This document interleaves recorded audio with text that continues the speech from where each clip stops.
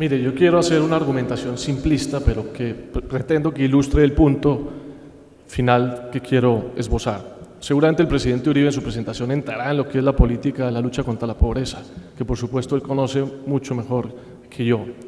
Pero fíjese, en Colombia el elemento fundamental de generación de recursos para poder financiar la política social ha sido la inversión extranjera directa, que es una inversión, primero, que permite un crecimiento sano generador de empleo, no a costa de gasto público o endeudamiento o de control de la tasa de cambio. Ahora, la pregunta es ¿cómo trae una inversión? Bueno, voy a dar dos respuestas simplistas también. Uno, tiene que haber seguridad física y jurídica. Dos, tiene que haber una consistencia en la política exterior. La mejor política exterior es una buena política doméstica, pero una vez avanza esa política doméstica, tiene que haber coordinación plena entre la política diplomática, la política comercial, la política de inversión. Los embajadores tienen que ser los principales promotores de la inversión, no simplemente quienes van a hablar de relaciones políticas, que está bien, pero hay que promover inversión, turismo. Eso es fundamental en la acción diplomática concertada con la agenda comercial de un país. Segundo, para poder avanzar en atraer inversión, es muy importante la concertación público-privada, porque es que un embajador o un canciller o un funcionario oficial va a otro país, habla y le creen la mitad de lo que dice. Y es lógico, a mí me creían la mitad o menos de lo que decía, porque soy un funcionario. Cuando va un empresario, cuenta su experiencia, habla de las oportunidades, le creen el doble. Y en la medida en que el sector público y el sector privado acompañan esa iniciativa internacional, sin complejos, porque se avanza en la política doméstica, hay una transformación. Y los ingresos para un país son necesarios para el desarrollo de una política social sostenible. De lo contrario, es imposible. Gracias, doctor. Licenciado Lamport, llevamos 25 años desde la apertura democrática en Guatemala, dialogando, intentando ponernos de acuerdo en una visión de país, en un plan de Estado y lograr al final el desarrollo económico y social que todos queremos. De alguna manera, por los resultados, debemos hacer un examen muy profundo, muy responsable de en qué hemos fallado. De alguna forma, los partidos políticos no se han logrado convertir en instituciones democráticas, representantes del pueblo ante el Estado. Las élites y los diferentes sectores de la sociedad no hemos estado a la altura de las circunstancias.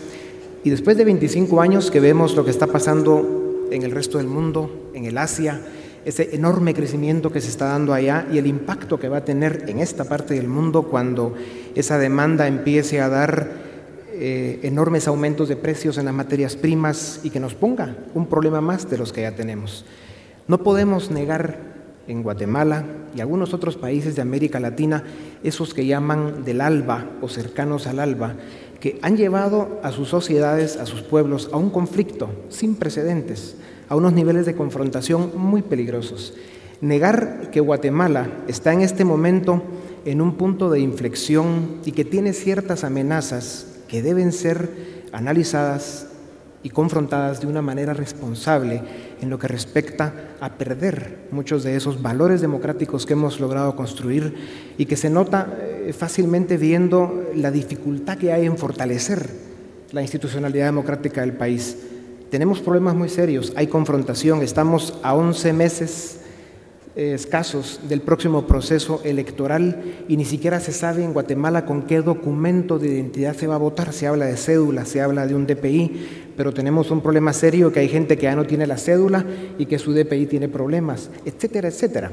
Entonces, no tener el valor de llamar a las cosas por su nombre y de empezar a decir, miren, aquí tenemos un problema que tenemos que poner sobre la mesa y discutirlo con la seriedad que merece. Por supuesto que la percepción cada día más generalizada es de que el partido político en el poder tiene intenciones continuistas y lo está haciendo de una manera muy cuestionable, por todo lo que ya se sabe. El uso del presupuesto nacional, con esos programas cuestionables que no están resolviendo y el abandono del resto de las funciones del Estado. Esto lleva al país a niveles de confrontación que se ven todos los días en la prensa y que se perciben desde todos los sectores de la sociedad. Entonces, licenciado, tratando de dialogar, pero con los puntos sobre la mesa, ¿cómo logramos salvar estos obstáculos y cuellos de botella para poder empezar a hablar de verdad de cómo reducir la pobreza en Guatemala? Yo creo que han existido ejercicios que desde el punto de vista de su resultado inicial extraordinariamente exitosos.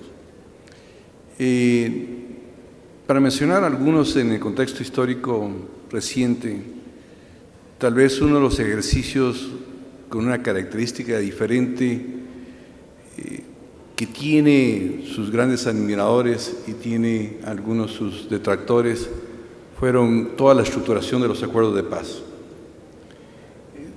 Independientemente del procedimiento en donde fueron procesos independientes para llegar a cada uno de los acuerdos tenían sustancia profunda. Podemos estar de acuerdo en parte o total o en contra de ellos, pero al final del día fueron acuerdos que llevaron al país a un resultado de que fue finalizar el conflicto armado como tal. Y darle una esperanza de que si se llegaba a cumplir en algún grado de ellos, llevaría al país hacia una posición muy diferente. Ese es un acuerdo en donde yo diría tuvo éxito. Otro acuerdo que se llegó de extraordinarias magnitudes y tal vez el acuerdo menos aprovechado y el que más tristeza nos puede llevar fue el pacto fiscal. El pacto fiscal en Guatemala llevó a todos los sectores de la sociedad a llevar a una definición de cuáles eran las funciones claras que se querían del Estado, cuáles eran los objetivos que se estaban persiguiendo en términos de educación, de salud, de seguridad, asignación precisa de recursos para satisfacer esas necesidades básicas. Adicionalmente, le daba claramente mandatos al Estado en cuanto a deuda pública, administración tributaria, la distribución de la carga tributaria como tal y el futuro en el debate de él. Si hubiésemos verdaderamente llevado adelante ese pacto fiscal, lo más probable es que el debate sobre la pobreza hoy en día estaríamos hablando de un porcentaje mucho menor. Pero ¿quién rompió ese pacto? No fue la sociedad civil, no fue el sector privado. Fue desafortunadamente el día siguiente de la toma de posesión del gobierno de ese turno, habiendo ellos firmado ese pacto. ¿Cómo es eso posible? Es más dicho, eso es inaudito. Pero eso es típico de la conducta de parte de la clase política de este país, que francamente es altamente responsable de ese desastre de no poder cumplir con pactos en esta nación.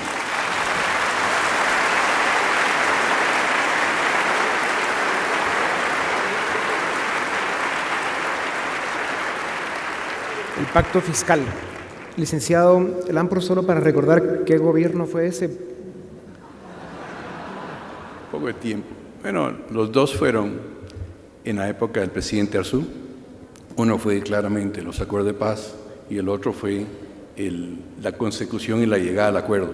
Quien rompió el pacto fue básicamente el gobierno del presidente que está en la cárcel en este momento, bueno. creo. Sí, solo queríamos estar claros.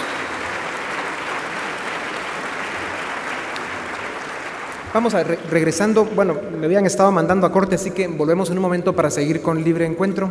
Con permiso.